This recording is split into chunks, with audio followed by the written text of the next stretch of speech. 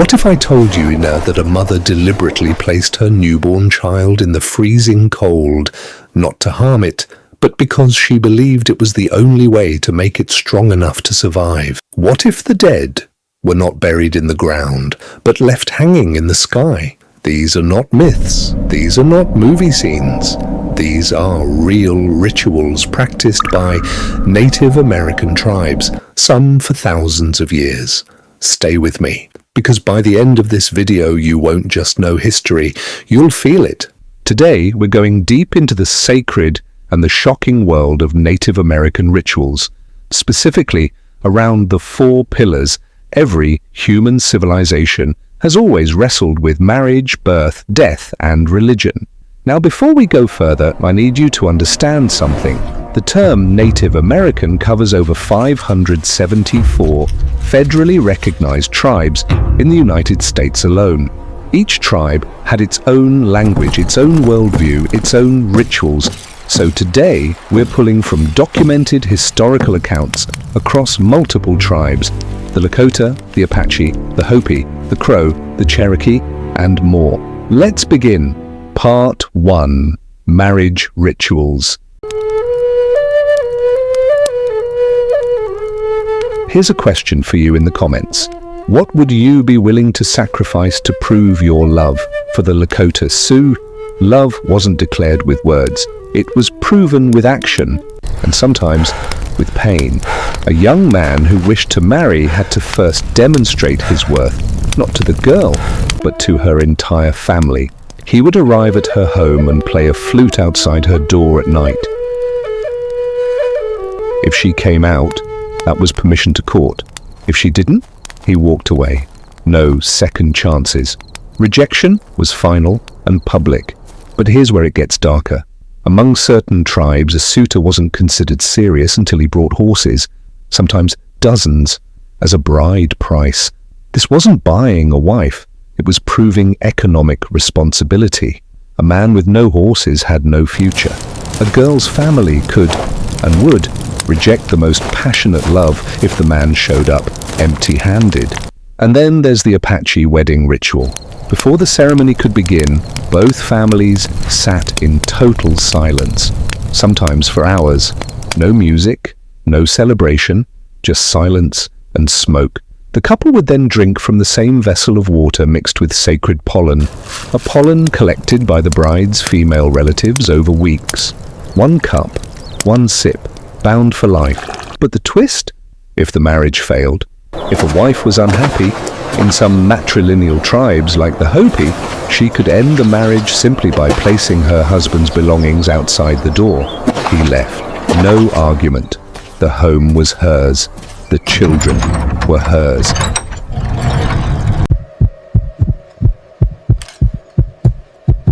Imagine this.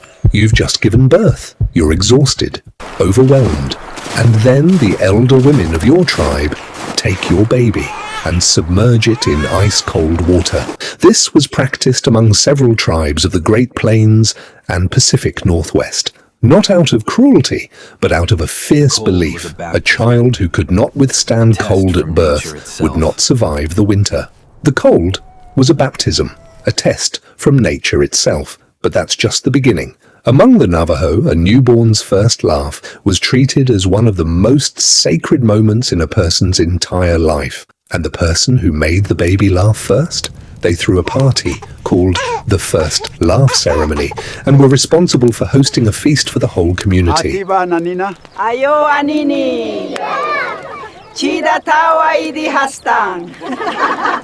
Now here's a dark twist most history books skip. In times of extreme famine, brutal winters where entire tribes faced starvation, some tribes practiced ritual abandonment of newborns born with visible deformities or during resource collapse. Elders made the decision. Mothers often had no say. It was not considered murder. It was considered mercy and survival. 1 life to save 20. A calculus of grief. Do you think that makes them monsters or simply human in the harshest way possible? Tell me in the comments. Death rituals. The sky is a better grave. This is the part that changes people. The Lakota and many Plains tribes did not bury their dead in the ground. Instead, they practiced sky burial, placing the body on a raised wooden scaffold high above the earth, wrapped in buffalo hide and facing the setting sun. Why? Because the earth was living, sacred. You do not put death into something that lives. You return the body to the sky, to the wind, to the eagles. You let nature reclaim what it gave. The body would remain on the scaffold for 1 full year. Family members would camp nearby, speak to the dead, leave food. And after a year, whatever remained was gathered and buried or placed in a sacred tree. But the Crow tribe took mourning even further. A widow was expected to cut off a finger joint as an expression of grief. This was not forced. It was chosen, a physical amputation to match the emotional one. Some elder women had lost multiple joints across their lifetimes, a visible history of every person they had loved and lost. And among the Cherokee, when a person died, their name was never spoken again, not out of disrespect, but because they believed the soul could be accidentally called back, trapping it between worlds. To speak the name of the dead was to haunt them. Now, tell me one thing, how do you mourn someone you can never name again? Hear us, mighty ones! The sky cracks, the earth trembles. Native American spirituality was not a religion in the way most of the world understands religion. There were no singular gods sitting on thrones. There was no heaven and hell in the biblical sense. Instead, everything was alive. The river had a spirit. The mountain had memory. The wind carried messages from ancestors. This was called Animism, and it meant that every single action in daily life was a spiritual act. But here's the part people don't talk about. We walk in balance on the earth. Send the rain. The Hopi Snake Dance, performed every 2 years, involved priests dancing with live rattlesnakes in their mouths, not fake, not defanged, live, venomous rattlesnakes. The ritual was a prayer for rain, a negotiation with the serpent spirits, who were believed to carry messages underground to the water gods. Priests prepared for this ceremony with weeks of fasting, isolation, and purification. When the dance was done, the snakes were released back into the wild. And then there's the sun dance of the Lakota Sioux. Perhaps the most physically intense religious ritual ever documented on this continent. Young warriors, seeking vision and spiritual power, would have wooden skewers pierced through the skin of their chests, attached by ropes to a central sacred pole.